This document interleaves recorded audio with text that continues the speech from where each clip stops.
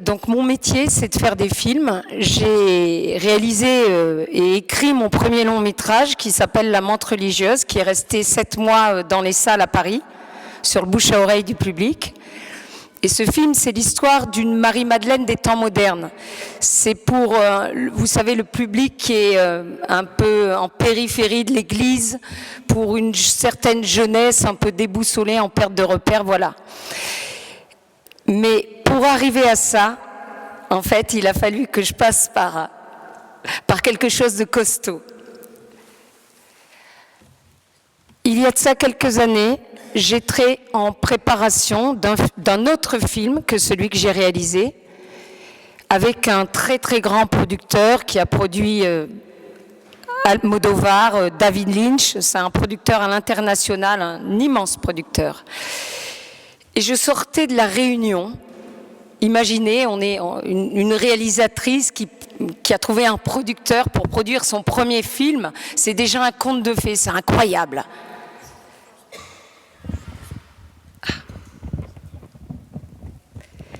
Et donc, et sinon je me recule, tout simplement. Non. Et donc, c'est bon, vous m'entendez? Ok. Et donc, je sors de ce rendez-vous, toute contente. Je retrouve une amie avec laquelle je faisais covoiturage, puisque le rendez-vous était à Paris et moi, ça fait depuis longtemps que j'ai déserté Paris, quoi, pour rentrer en Normandie. Et cette amie n'avait absolument pas la foi. Vraiment, elle correspondait à l'esprit du monde, c'est-à-dire très, allez, on va dire mai 68, ni Dieu ni maître, je fais ce que je veux et voilà quoi. Mais pourtant, elle avait un bon cœur, mais elle était fermée complètement à tout ça. Et quand je me retrouvais avec cette amie, déjà à l'époque, j'avais la foi et j'étais pratiquante. Mais rien à voir avec maintenant.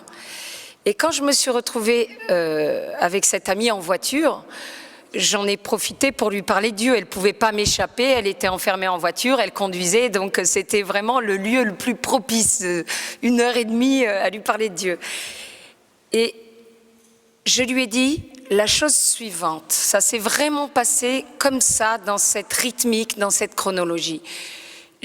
Donc, elle conduisait, je la regardais, j'étais tournée vers elle, et je lui disais, ma petite chérie, n'attends pas que ce soit trop tard pour t'ouvrir à Dieu. Qui te dit que ce n'est pas aujourd'hui le dernier jour de ta vie? Et au moment précis où je lui dis ça, je la vois au volant qui d'un coup fait « Et du coup, je me retourne et on était juste à 130 sur l'autoroute en train de doubler un camion sur la voie de gauche la plus rapide. Et en fait, le camion a eu un accident. Donc il y avait 3 voies, lui il était sur la voie du milieu et elle, donc nous à gauche. Et donc il s'est pris une voiture qui lui a fait une queue de poisson à droite. Donc en gros, ça s'est passé en 2 secondes. Au moment où je lui disais ça, l'urgence de la conversion, on double ce camion, hop. Et le camion se prend une voiture qui nous a catapultés de 3/4 plein fouet sur notre voiture. Vous savez, comme une panthère qui bondit, quoi. La voiture est arrivée comme ça et elle est venue se tanker très tranquillement dans mon dos. Donc imaginez, à 130 sur l'autoroute, c'était comme dans les James Bond, la voiture, elle a tourné dans tous les sens, on s'est retrouvé style sur 2 roues, blabla. On a failli passer de l'autre côté dans le sens inverse. Et voilà, et on a terminé notre course folle, toutes les 2 prisonnières de l'atoll, encastrées complètement dans la voiture. La voiture était en lambeaux, vous savez, comme quand il y a des personnes qui s'amusent à froisser des canettes, machin. Elle était en lambeaux, il y avait juste le petit habitacle de nous, les 2 filles, de préserver. Et en plus, sa voiture, c'était une voiture, alors il n'y avait rien, il y avait juste une pauvre misérable ceinture de sécurité de l'ancien temps, il n'y avait pas d'airbag, il n'y avait pas de ci, de ça. Donc, en gros, pourquoi je vous dis ça? Parce que les chocs, on ne peut pas imaginer la violence de choc à 130 quand on percute des voitures, des machins, enfin tout ce qu'on veut, tout ce qui s'est passé, c'est une violence extrême. Et à 3 reprises, mon visage s'est retrouvé à 3 cm genre du pare-brise. Parce que la ceinture, elle retenait pas comme les ceintures de maintenant, quoi. Et voilà. Et on termine comme ça, complètement abasourdi. Et ma copine, quand même, ce qui est marrant, elle qui m'envoie et qui me disait « Allez, tu me saoules avec ton Dieu, ça va, quoi ». Son premier jet, sa première réaction face à là, parce que c'est un choc psychologique intense, quoi. Je veux dire, il n'y a pas d'expérience plus forte, voilà, que ça, en fait. Et donc, elle s'est tournée vers moi et elle m'a dit « Nathalie, c'est quoi tes prières? Vis ton prix ». C'est marrant quand même. Et pour la petite anecdote, entre-temps, elle s'est convertie et c'est maman qui est devenue sa marraine.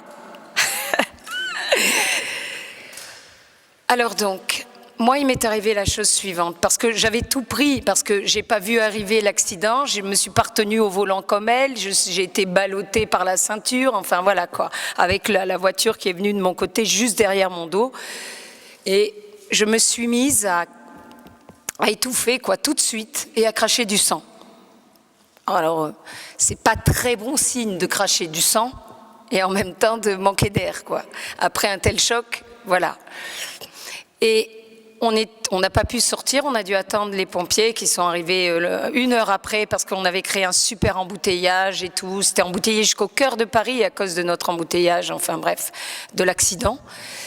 Et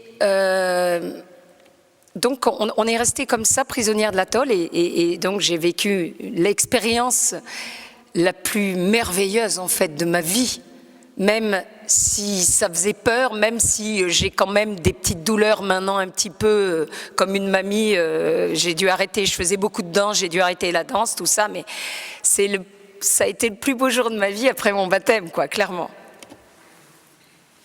En fait, une renaissance. Voilà. Donc, à un moment donné, les pompiers sont arrivés et ils ont dû exploser le pare-brise pour nous extraire par l'avant de la voiture. Et donc là, ils m'avaient déjà mis tout le kit de réanimation. J'étais transformée en Robocop avec des minerves, des machins, des couvertures, enfin plein de trucs derrière, devant, voilà. Et à un moment donné, j'ai senti, donc je m'étouffais, je crachais du sang, et j'ai senti la vie me quitter. Vous voyez cette énergie qu'on a en nous, que vous sentez que vous êtes vivant. Vous ne pouvez pas le prouver, mais vous sentez cette énergie, cette chaleur. Eh bien, à un moment donné, j'ai senti la vie me quitter, cette chaleur me quitter, comme si, en partant en fait de la tête, et qui descendait, qui baissait de niveau. Un petit peu comme si j'étais une bouteille percée par en bas d'un liquide et que le liquide baissait de niveau. Et donc, mon premier jet, ça a été de me dire « Mon Dieu, c'est pas possible, quoi. Je suis en train de rendre l'âme. C'est pas possible, ça peut pas m'arriver à moi. Enfin, je vais faire mon long métrage, mon agenda est surbooké sur 600 ans, j'ai pas le temps de crever, quoi. Je suis en bonne santé, je suis jeune, je vais faire mon film. Mais c'est quoi ce bazar ?»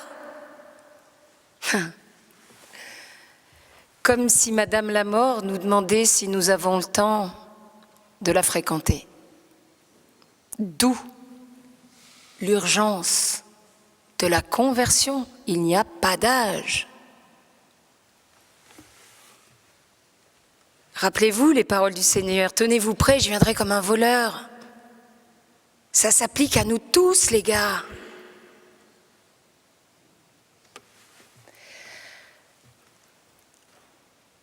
Et je me suis donc, j'avais pas le choix et j'ai senti cette chaleur, cette vie me quitter. Et là, il y avait les pompiers qui voyaient que j'étais vraiment en train de partir et le pompier qui était là, qui me surveillait à la loupe, il était là, Nathalie, parce qu'ils connaissent votre prénom pour vous rappeler quoi, à la vie. Et il me disait accroche-toi. Et d'un coup, je me suis retrouvée dans un, comment dirais-je, dans une espèce de décor qui est incomparable en fait à tous nos codes humains. Je me suis retrouvée dans un espèce d'endroit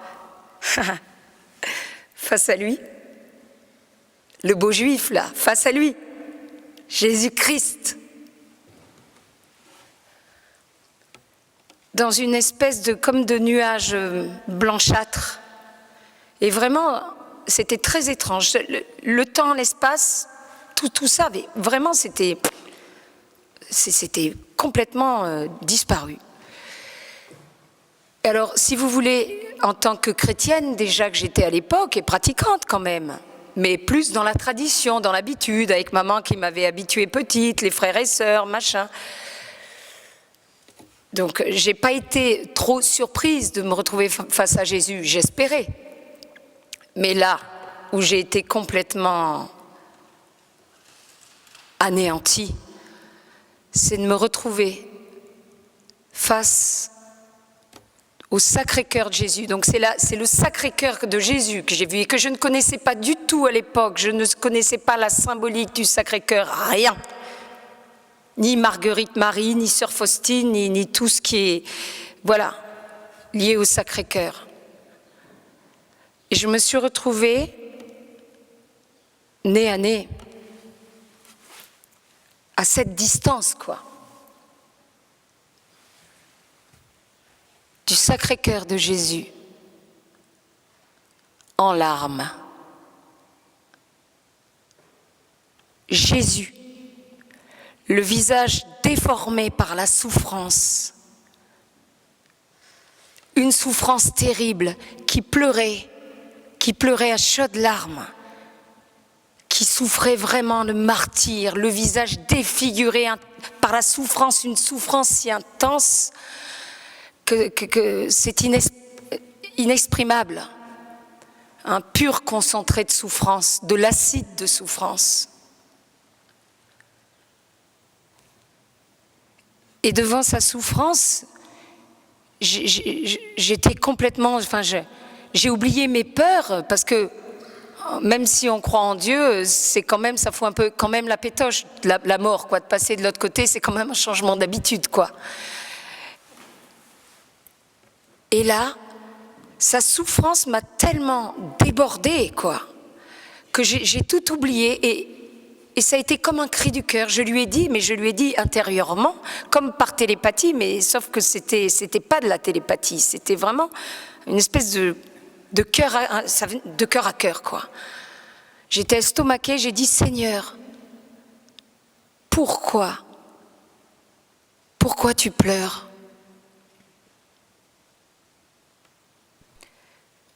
Et il m'a répondu, il a répondu pas qu'à moi, à vous tous, à tout le genre humain. Je pleure parce que vous êtes mes enfants chéris, que j'ai donné ma vie pour vous, que je ne sais plus quoi faire pour vous, et qu'en échange, je n'ai que froideur, mépris et indifférence. Je pleure parce qu'il n'y a rien de pire que d'être rejeté par ce qu'on aime. Vous voyez, un petit peu comme un papa et une maman qui aurait donné sa vie pour ses enfants et qui se ferait cracher dessus, renier, bafoué par ses enfants, c'est-à-dire par nous. Vous savez, pour faire pleurer le cœur de Jésus, c'est pas la peine de tuer son prochain, c'est pas la peine d'avorter, c'est pas la peine d'être pédophile. Il suffit juste de manquer d'amour. De manquer d'amour. Parce que le péché, c'est un manque d'amour. Dieu seul est saint. Et la Vierge Marie Immaculée, attention. Il ne faut pas se dire, youpi, on fait partie des élus, des sauvés. C'est acquis. Que dalle, la conversion, c'est une lutte jusqu'au bout, jusqu'au dernier moment de rendre son souffle de vie. Un chrétien qui se dit, c'est bon, je suis tiré d'affaire, c'est un chrétien mourant. C'est un chrétien mal barré.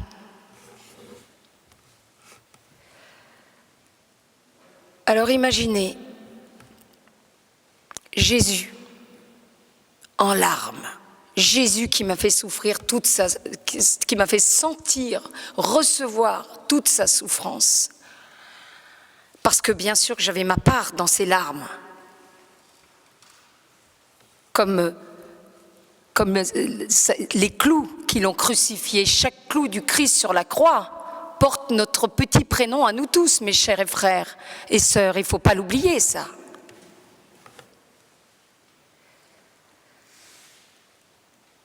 Et de voir cette souffrance, de sentir cette souffrance, donc c'était comme si le Christ aujourd'hui, dans son Sacré-Cœur, continuait à vivre la passion parce que son cœur se consume d'un amour fou pour nous tous, qui que nous soyons avec Dieu. Il n'y a pas de casting, il n'y a pas de vilain petit canard.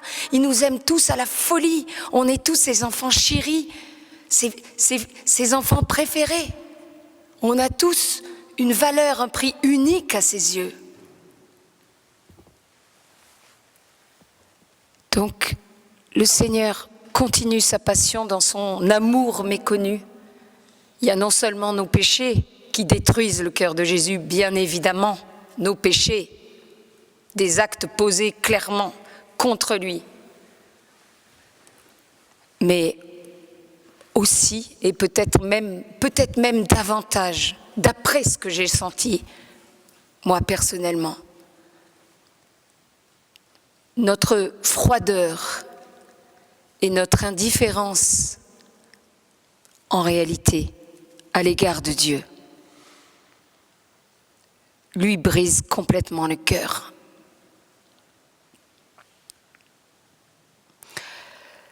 Le Seigneur est venu vivre jusqu'au bout, en s'incarnant à travers Jésus-Christ,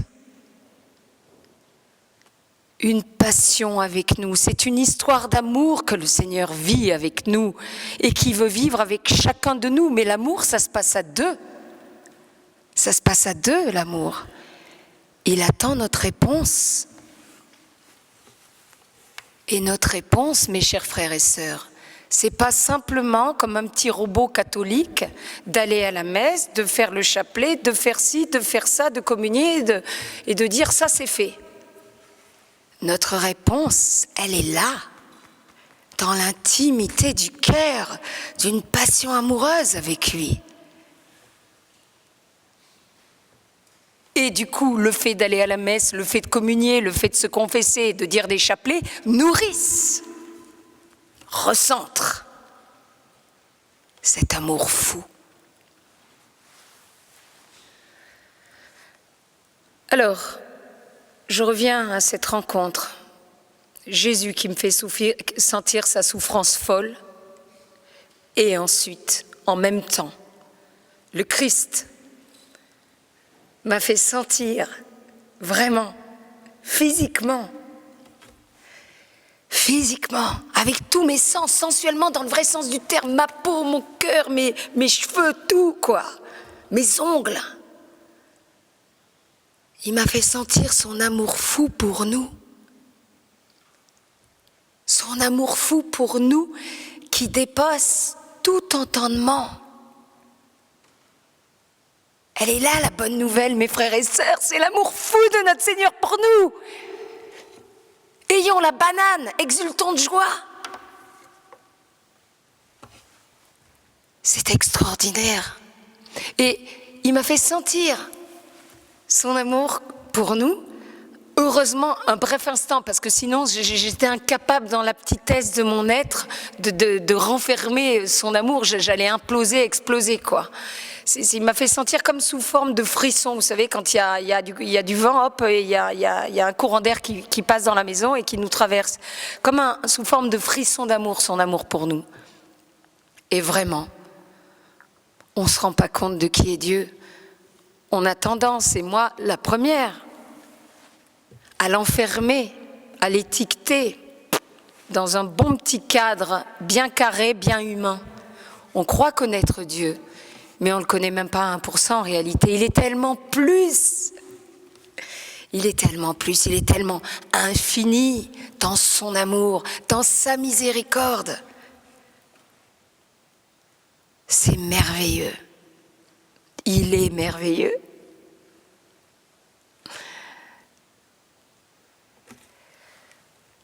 Et voilà.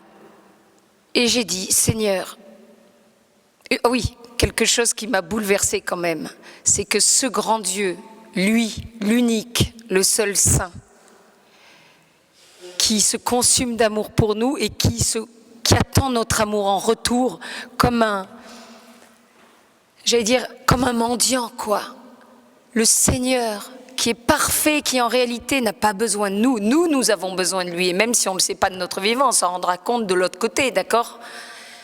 Mais que le Seigneur nous aime tellement que, en plus de nous laisser le libre arbitre, de lui dire oui ou non, il va jusqu'à mendier notre amour à nous, pauvres créatures pécheresses que nous sommes. Vous vous rendez compte un peu? Le Seigneur, l'Éternel, le Roi de l'univers, le Verbe incarné, notre Dieu unique, va dans son amour tellement fou pour nous jusqu'à nous mendier notre amour à nous, pauvres minables que nous sommes. Waouh! C'est énorme, hein?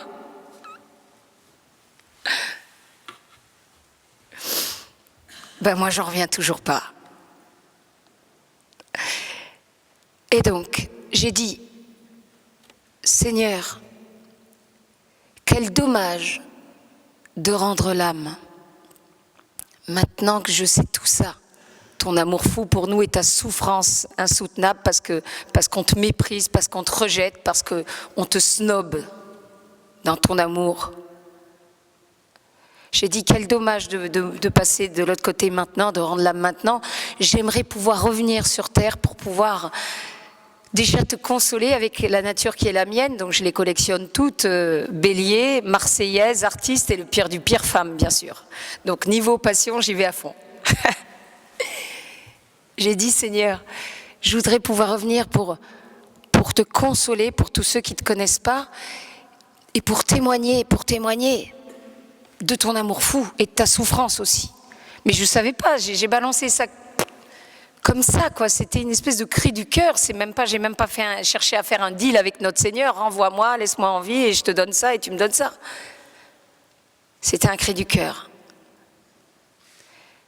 Et au moment précis où j'ai dit ça, je me suis retrouvée comme une petite chose, comme une plume au vent, emmenée dans un autre lieu, un autre décor. Vous savez, un petit peu comme au théâtre, quand il y a les changements de tableau, on change de décor, les décors se succèdent. Je me suis retrouvée, là ça a été beaucoup plus rapide, mais non moins intense. Je me suis retrouvée devant le tribunal céleste qui nous attend tous au moment de notre mort, qui que nous soyons. Parce que Dieu est infini dans sa miséricorde, il veut tous nous sauver. Mais c'est aussi un Dieu de justice. Il ne va pas mettre à la même enseigne un mec comme Hitler et puis une mère Teresa, on est bien d'accord.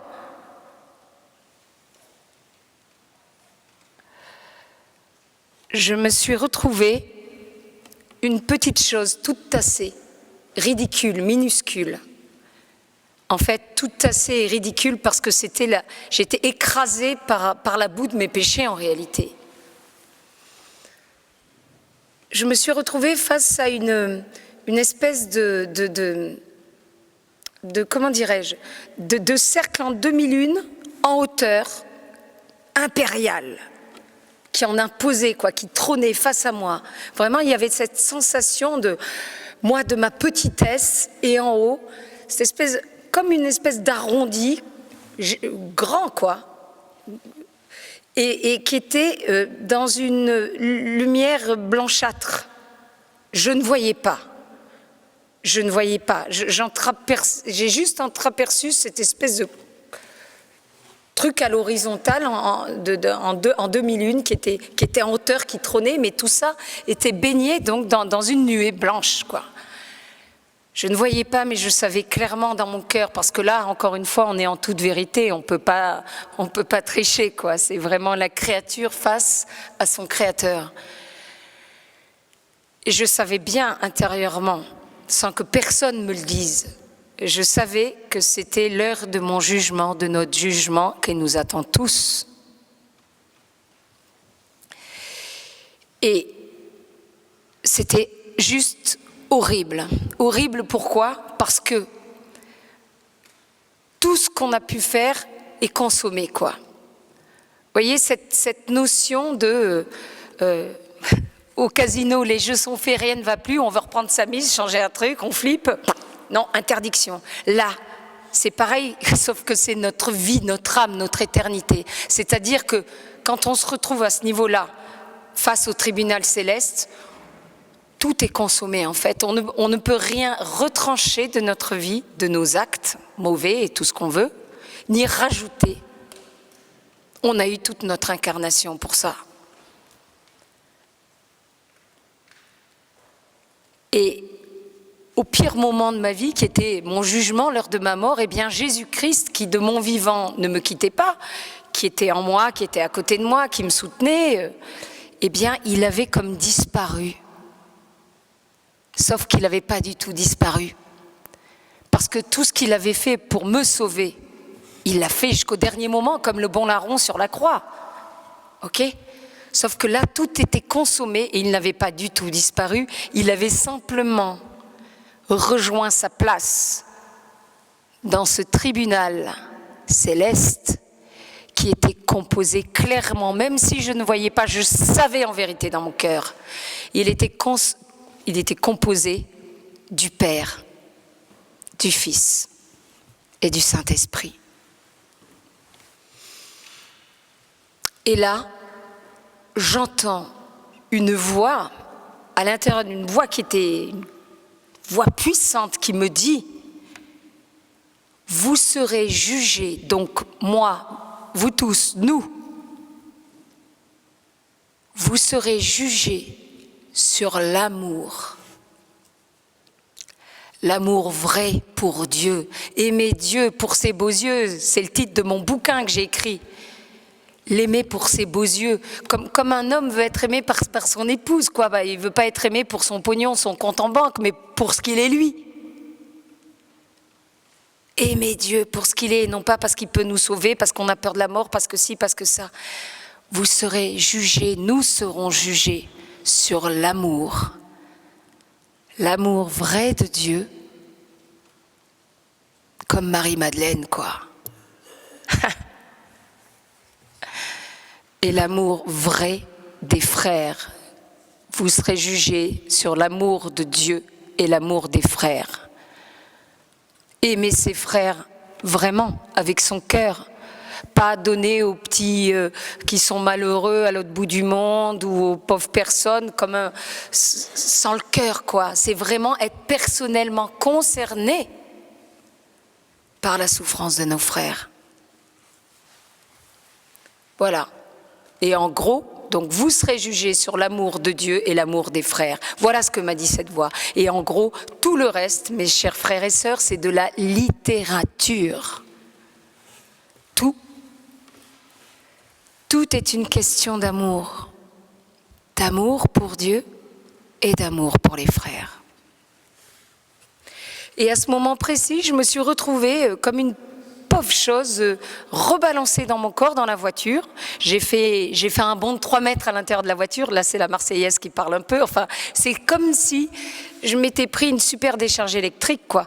Je pouvais plus respirer. D'un coup, je suis revenue, je reprenais mon souffle. C'était du délire, quoi.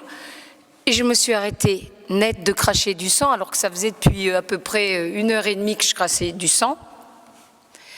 Et il s'est passé le phénomène inverse. C'est comme si on m'inoculait un liquide brûlant, de la lave, quoi, par les pieds, un shoot de lave par les pieds. Et cette chaleur reprenait, alors que j'étais totalement, je pouvais plus bouger, plus rien. Hein.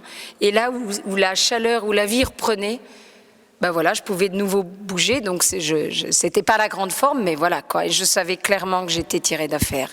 Et donc les médecins. Il y avait de place dans aucun hôpital pour moi, donc j'ai dû encore attendre dans le SAMU, garé sur l'autoroute. Ça faisait juste depuis déjà 3 heures que j'avais eu l'accident. Tout le monde pensait que j'avais une hémorragie interne. Les hémorragies internes, ça s'opère dans les 2 heures, sinon c'est foutu. Et donc j'ai encore attendu. En gros, j'ai eu l'accident, il était 16h25, et quand je suis arrivée aux urgences de l'hôpital, il était 21h20, un truc comme ça. Et voilà.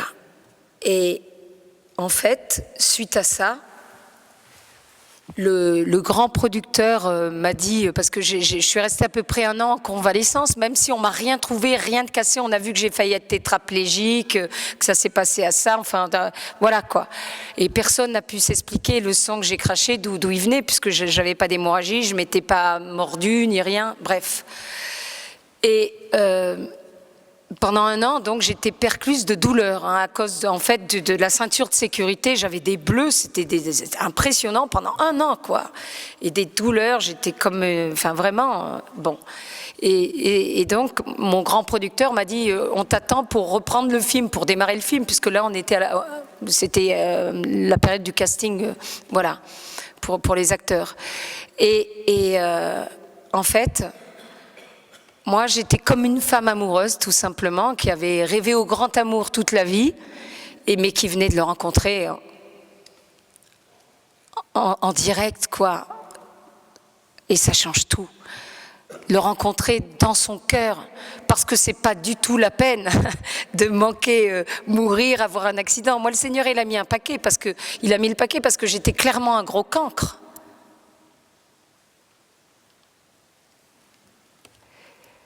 C'est cette rencontre, en fait, avec lui qui m'a fait redécouvrir complètement, c'est même pas redécouvrir, qui m'a fait découvrir, en fait, vraiment le Seigneur. Et qu'est-ce que c'était que ma religion, d'être catholique. Et c'est pour ça, on ne se rend pas compte, je parlais du Saint-Sacrement, mais l'Eucharistie, mais c'est un truc de fou, l'Eucharistie. Parce que dans l'Eucharistie, il y a juste vraiment le Seigneur qui est pleinement incarné. C'est pas du blabla, celui qui mange ma chair, boit mon sang, aura la vie éternelle, vous faites un petit protocole, une petite parade. C'est pas ça. Il est vraiment là. Et vous imaginez un peu l'amour qu'il a encore pour nous, parce qu'entre-temps, on l'a juste crucifié. On continue à le crucifier tranquillement avec des petits péchés mondains du matin au soir. Je critique un tel, je jalouse un tel, je fais telle chose, je manque d'amour, je suis dur, je m'énerve, blablabla. Bla, bla. Donc, non seulement on l'a crucifié, on continue à le crucifier avec nos péchés, on est même le plus grand saint, en fait, c'est un apprenti saint, c'est pas parce que, encore une fois, Dieu seul est saint. Et malgré tout ça, Jésus, le Fils unique du Dieu vivant, s'incarne dans son précieux corps et sang, dans l'Eucharistie, pendant la messe, pour nous. Et là, il pousse le bouchon encore plus loin, parce que c'est une rencontre personnelle. C'est comme si la crèche, c'était nous. Un mélange. Le Seigneur nous aime tellement avec l'Eucharistie qu'il va jusqu'oser un mélange amoureux. On fait qu'un avec lui quand on communie. C'est énorme, hein? Et c'est pour ça. Et encore une fois, moi la première. Et surtout moi, parce qu'il m'a été beaucoup donné, je flippe mes frères et sœurs, priez pour moi, parce qu'il me sera beaucoup demandé. Quand on communie, qu'est-ce qu'on fait du cœur, du corps, du sang, de tout? Il y a tout dans l'Eucharistie. Qu'est-ce qu'on en fait? Quand on vient de recevoir l'Eucharistie, quand on sort de l'église le dimanche ou en semaine, et on reprend notre vie tranquillou comme si rien n'était, mais c'est terrible. La différence, vous savez, c'est comme les pubs. Genre, ça va être l'été, il va y avoir les pubs Slim Fast. La nana ronde avant, après, elle est mince, machin. Mais là, on devrait voir une véritable différence quand on se risque jusqu'à devenir soi-même le tabernacle, faire qu'un avec Dieu dans l'Eucharistie. Et franchement, est-ce qu'on la voit vraiment, la différence? Est-ce que les autres vous disent « Ah, toi, t'as communié, toi, t'es différent, t'es amour ». Qu'est-ce qu'on en fait?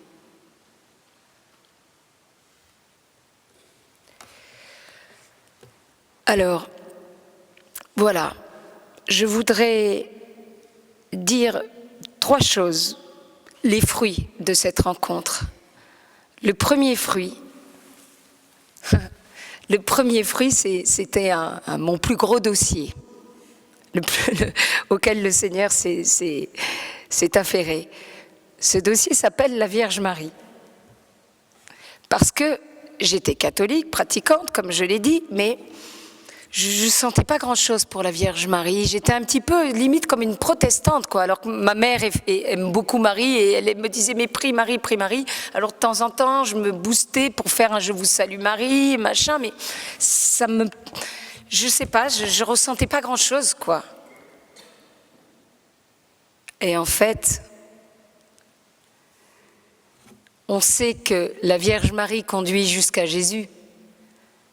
Mais on ne sait pas, et ça je l'ai découvert moi-même, que Jésus, la première chose qu'il fait, c'est de renvoyer vers Marie. La gloire du Christ, c'est clairement qu'on prenne Marie pour mère. Et il a été très clair là-dessus quand même.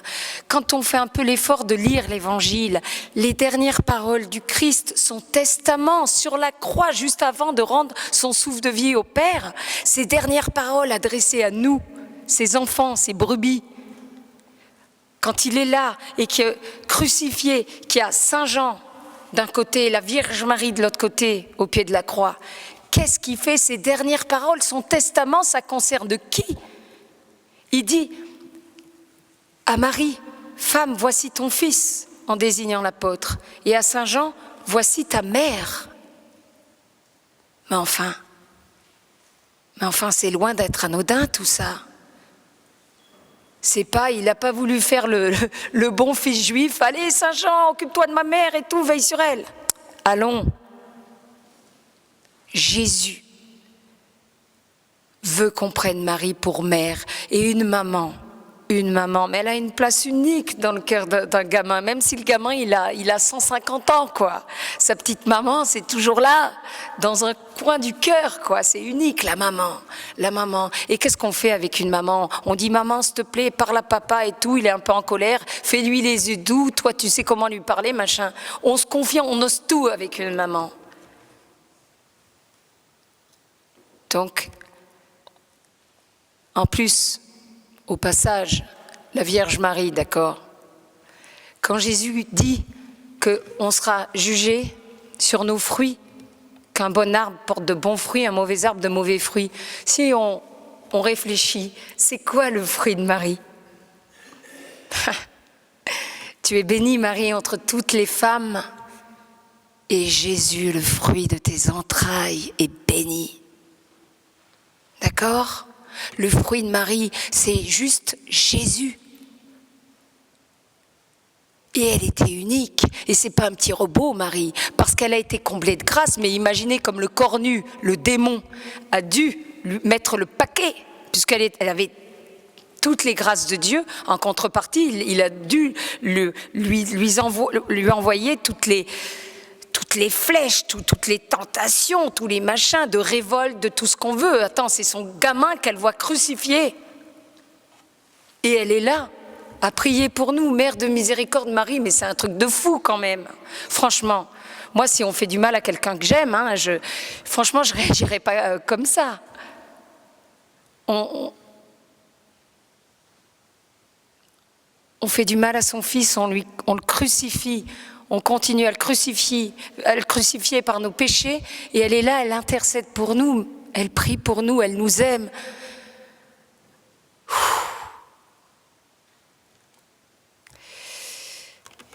Donc, voilà, ce dossier-là, il est bien parti me concernant, la Vierge Marie. Ensuite, la prière. La prière, c'est fondamental. Parce que la prière, c'est unique. C'est comme le cordon ombilical qu'on garde avec Dieu, la prière. Alors, je sais, personne n'a le temps, surtout dans notre époque, overbooké, débordé, machin, cette espèce de dictature à 2 balles de l'urgence, on n'a pas le temps. Alors, on va dire à la mère de famille va dire « Ah, moi, j'ai pas le temps de prier, j'ai mes enfants, mes 6 enfants, je m'occupe de la chorale, du caté, je dois faire tourner la maison, je suis débordée, j'ai pas le temps. » On va demander aux gamins « Et toi, tu as le temps de prier ?» « Oh non, moi j'ai mes examens, j'ai mes machins, puis voilà, j'ai mon grand-oncle Facebook et tout, il faut que je sois présent. » J'ai pas le temps de prier. Et puis si on demande à monsieur, au père de famille, il va dire « Ah, mais vous plaisantez, moi j'ai pas le temps de prier. Moi c'est moi qui vais gagner le pognon, la croûte, qui machin, j'ai ma société, j'ai mon ci, j'ai mon ça, blabla, j'ai pas le temps. » Donc en gros, personne n'a le temps de prier. Sauf que la prière, c'est incontournable. Vous prenez le temps de manger tous les jours et de prendre quand même une petite douche. La prière, il faut trouver du temps pour la prière, parce que la prière, c'est ce qui nous recadre, c'est un tête-à-tête avec Dieu, un tête-à-cœur avec Dieu, parce que tout seul, on peut vite partir en vrille, comme une toupie en fait. On croit faire des bonnes choses, mais après, notre cœur se dessèche et on peut très vite, après, faire les choses par rapport à nous, devenir le patron, être presque s'enorgueillir. Oui, moi je fais ça, je fais ça. La prière, ça nous ressente, c'est fondamental. Voilà, comme un téléphone, un smartphone dernier cri, à un moment donné, même si il a une super autonomie, quoi qu'il en soit, il faut le recharger. Et bien la prière, c'est ça. Ça nous recharge directement, uniquement à Dieu. C'est incontournable. Alors je sais, c'est pas très facile. Parfois on s'ennuie, parfois il faut se booster, parfois on pense à autre chose. Mais il ne faut pas lâcher l'affaire. Parce que quand on s'ennuie, quand on pense à autre chose et quand ça nous casse les pieds, vous comprenez bien que ça ne vient pas de Dieu, mais de Satan, ça. C'est pour nous faire justement nous arrêter. En disant « Ah, demain j'aurai plus le temps, demain j'aurai plus la tête à ça. » Penses-tu? Le Seigneur est vraiment là. Il fait son travail. C'est ce que le Sacré-Cœur m'a fait comprendre là. L'importance des sacrements. L'Eucharistie, c'est la chimio de l'âme. L'Eucharistie, on est tous des malades, on est tous des pécheurs. L'Eucharistie, ça fait un travail, c'est le médicament. La prière, fondamentale. Et la Vierge Marie. La Vierge Marie. Il ne faut pas faire l'impasse sur Marie. Et si vous n'êtes pas trop ouvert à Marie, il faut demander au Seigneur d'organiser cette rencontre amoureuse avec sa mère et notre mère. Voilà, et j'aimerais simplement dire une chose par rapport à la souffrance et la mort. Il y a beaucoup de gens qui sont révoltés, et même nous, chrétiens, parfois, on ne comprend pas pourquoi la souffrance, la mort, les injustices, les horreurs de toutes sortes, les enfants qui meurent d'un cancer, les parents qui décèdent, et toutes les saloperies de la terre, ça ne vient pas de Dieu. Beaucoup disent, et à juste titre, parce qu'ils ne le connaissent pas, ils disent s'il y avait un Dieu, il n'y aurait pas tout ça. Oui, si Dieu était tout seul. Sauf que Dieu n'est pas tout seul. Le démon, il existe. Et on n'en parle pas assez. Parce que du coup, dès qu'on a le moins de pépins, on se révolte. On dit, mais Dieu, t'es où? Pourtant, j'ai mené une vie comme ci, comme ça, et là, je suis en train de crever, je vois mon conjoint mourir, je me retrouve dans... Il n'est pas tout seul, c'est une lutte. Vous savez, c'est comme la guerre, voilà que...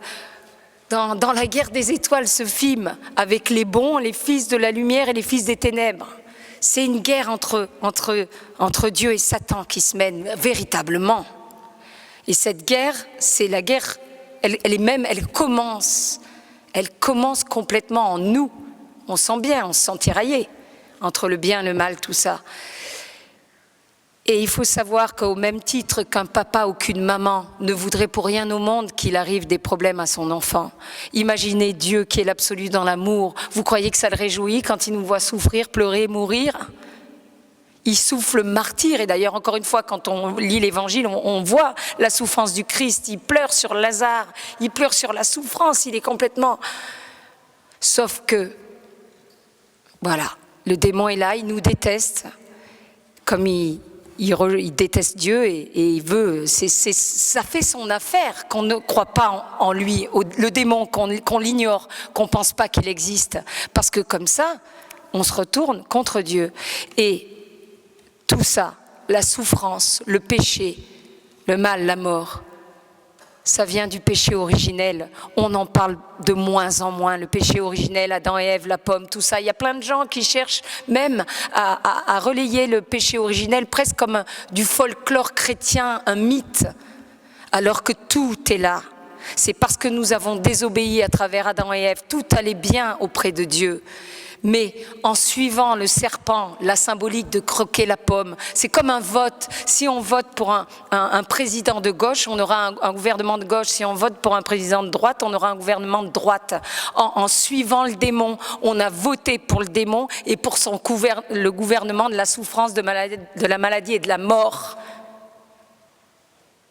Donc il faut savoir, ça n'est pas Dieu. Tout ça, c'est l'œuvre du démon.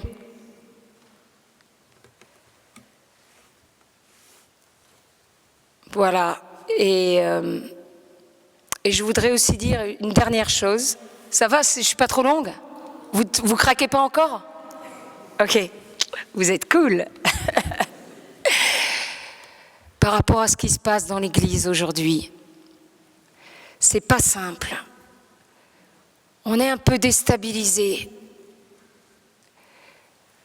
Alors il y a d'un côté, je schématise, d'accord, il y a les progressistes, les modernes, et puis les intégristes, les tradis, les machins. Et on est tellement occupés finalement à avoir peur les uns des autres et quelque part un peu à se méfier les uns les autres, un peu comme deux clans, quoi, dans la même famille, West Side Story, que du coup, on est là, on se toise un peu, on se suspecte. Ah, les modernes, c'est pas bon, ils ont vendu leur âme au diable. Ah, les tradis, machin, c'est des fachos. Mes amis, d'abord, on est tous les enfants du Seigneur, on est tous de la même famille, on est tous ses brebis. Le Seigneur veut qu'on s'aime. Il n'a pas dit passez votre vie ensemble, allez tous les soirs faire la fête ensemble. Il nous a dit de faire les efforts de se supporter les uns les autres. C'est dans l'Évangile, c'est dans les apôtres, c'est de partout. Il suffit d'ouvrir un peu, de lire l'Évangile. Et voilà, le Nouveau Testament. Le véritable ennemi, c'est pas nous. Encore une fois, Satan, c'est le diviseur. Il veut diviser les catholiques, parce que comme ça, il nous occupe et on laisse prendre le terrain au véritable ennemi, qui est le diable. C'est le diable, le véritable ennemi. C'est pas nous en interne, ceux qui sont comme ci ou comme ça. Il faut qu'on soit plus que jamais tous unis ensemble. Ensemble, pour le Seigneur. Il a très peu d'amis sur terre. Il a très peu d'amis, de personnes qu'il aime vraiment pour lui. Oui, c'est une vraie guerre. Oui, le démon, on voit bien qu'il se porte à merveille. Regardons le monde, il part en vrille le monde. Maintenant, aujourd'hui, dire qu'on est chrétien, on se fait regarder comme quelqu'un presque de dangereux. Et puis quand on ose témoigner, alors là, on est un fou, on est limite un terroriste. Le Seigneur a besoin qu'on soit dans l'amour. Le Seigneur nous a dit, vous a dit, on vous reconnaîtra l'amour que vous aurez les uns pour les autres. Il faut qu'on soit unis pour lui, pour être une force, pour marcher justement, pour le retour glorieux du Christ sur la terre, parce que c'est ça l'enjeu et rien d'autre. Qu'est-ce qu'on attend au plus profond de nous-mêmes? Le règne de Dieu. Comment il va arriver le règne de Dieu? Il faut qu'on soit unis et qu'on se mette à prier les très saints cœurs de Jésus et de Marie ensemble, pas séparément, ensemble, parce que c'est la gloire de Dieu. En étant unis dans l'amour, dans la fraternité, et pas dans nos petits égos et nos petits trucs différents. Le Seigneur a besoin de nous. La guerre, elle est en train de battre pour de bon son plein. Et ça va aller de plus en plus vite. Et je pense sincèrement qu'on a depuis belle lurette démarré l'Apocalypse, mais là, ça va vraiment basculer à toute vitesse. Donc, il faut que l'Église, je parle de l'Église catholique, je parle même pas de nos frères protestants, là. Je parle de l'unité entre nous, les cathos, mince.